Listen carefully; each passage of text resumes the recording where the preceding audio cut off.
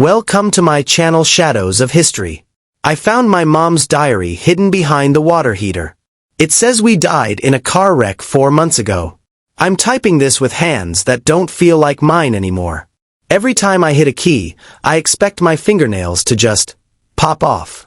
I'm currently locked in the guest bathroom of my childhood home. It's the only room with a heavy brass deadbolt, and I can hear them shuffling outside. Lego. Honey, the stew is getting a skin on it, my mom calls out. Her voice has this rhythmic, clicking quality to it now, like a beetle's wings.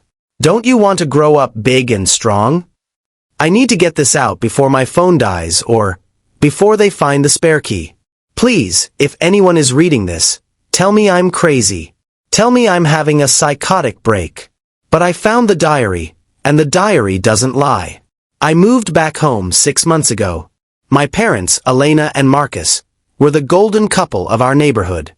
Mom was the type to drop off sourdough starters to neighbors. Dad was the high school football coach who still gave those rib-cracking bear hugs. Everything seemed perfect at first. But looking back, the signs were screaming at me. First, it was the house temperature. We live in Maine. It's November, but the furnace hasn't been on once. The house stays a constant, bone-chilling 41 degrees. Mom says the cold is good for the complexion. She walks around in these sheer floral sundresses, her skin looking like blue-veined marble. Then, there's the sound. They don't walk anymore, they drag. A wet, heavy slap hiss sound on the hardwood floors. And the humming. Mom hums this low, vibrating tune that seems to come from her chest, not her throat. And the flies. God, the flies. Great, fat black bottles that cluster in the corners of the ceilings. Dad just sits in his recliner, watching static on the TV, while they crawl across his lips. He doesn't even twitch. I was looking for a flashlight in the basement this morning when I saw a corner of leather sticking out from behind the old water heater. It was Mom's diary. The cover was damp, smelling of wet earth and copper. I'm going to transcribe the entries that broke me. August 14th, the brakes screamed. That's the last thing I heard before the oak tree split the car in half. I watched Marcus's head hit the dashboard. It sounded like a ripe melon dropping on concrete. My own legs were somewhere else. I felt the cold coming for us. But then he appeared. The man in the gray suit. He stood in the wreckage and whispered that a family shouldn't be torn apart. He gave us the soil. He said as long as we keep the vessels full of fresh life, we can stay. It tastes like old pennies and bile, but I can hold Marcus's hand again.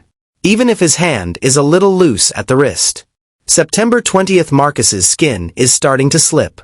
I had to use the industrial staple gun on his lower back today to keep the suit from sagging. He laughed, but a puff of gray dust came out of his mouth. We need more than just squirrels and crows now. The man says we need vitality. We're waiting for Leo. Our sweet Leo. He's coming home on Friday. He'll be the anchor. We just need to make sure he stays. October 31st, Leo noticed the smell. I told him it was the compost, but it was really the neighbor's golden retriever, Goldie, rotting in the crawlspace. We couldn't use all of her at once. The marrow keeps our eyes clear. Marcus says he misses the feeling of a heartbeat. I told him to be patient. Once Leo joins us, we won't have to pretend to breathe anymore.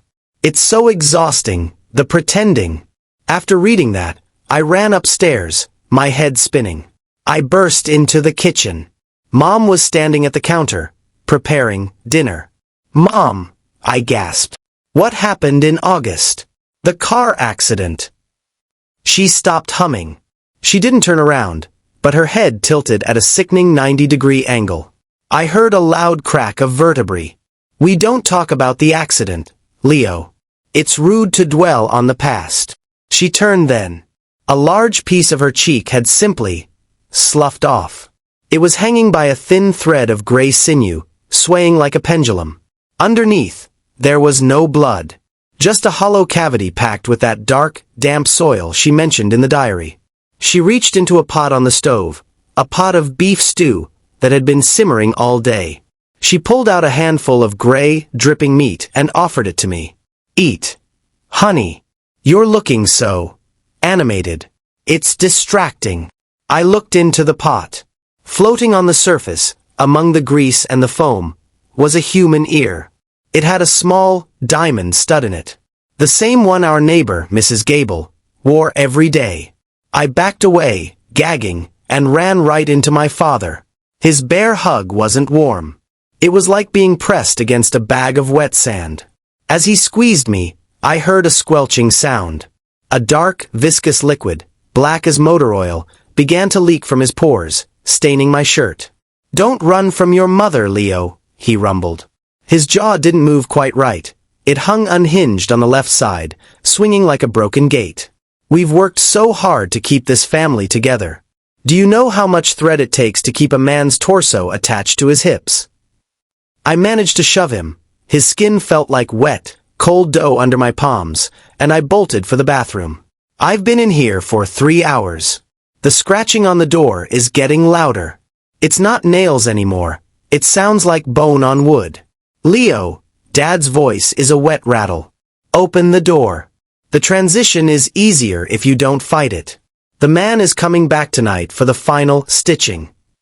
I leaned over the sink to splash cold water on my face, trying to wake up from this nightmare. But then I looked in the mirror. Truly looked. I remembered the car ride. August 14th. I was in the back seat. I remember the tree. I remember the smell of gasoline and the sight of my father's head folded like a piece of paper. I looked at my own throat in the mirror. There was a thin, jagged line running all the way around my neck. I picked at it with a trembling finger. The skin didn't hurt. It just unzipped. Inside the wound, there wasn't a windpipe or veins. There was only a thick, black twine, neatly stitching my head to my shoulders. And there, packed into the gap, was the same dark, graveyard soil. I'm not the missing piece, because I'm alive. I'm the missing piece because I'm the only one who hasn't realized he's rotting yet. The scratching has stopped. "Leo!" Mom whispers through the keyhole. "I can hear your stuffing falling out, dear. Come out and let Mommy fix you." I'm looking at the window. It's a long drop. But if I jump, will I even break? Or will I just burst apart like a dropped bag of groceries? I don't know what to do. What do I do? Do I jump? Or do I let her sew me back together? Update. I'm losing my mind. Mom just slid a 6-inch upholstery needle under the door. It's dripping with that black, oily sludge, and she's whispering through the wood about how loose my neck looks. She says she just needs to tack me down, so I don't wander off. The sound from the hallway has changed. Dad isn't using his hands to knock anymore. It sounds like he's just swinging his head against the door. Every time he hits it, I hear a wet, squelching sound, like a bag of mud hitting a wall. I'm standing on the toilet now, reaching for the window latch. My hands are gray, and when I move my wrist, I can hear the dirt shifting inside like a sandbox. I'm going to jump. It's a 12-foot drop to the driveway.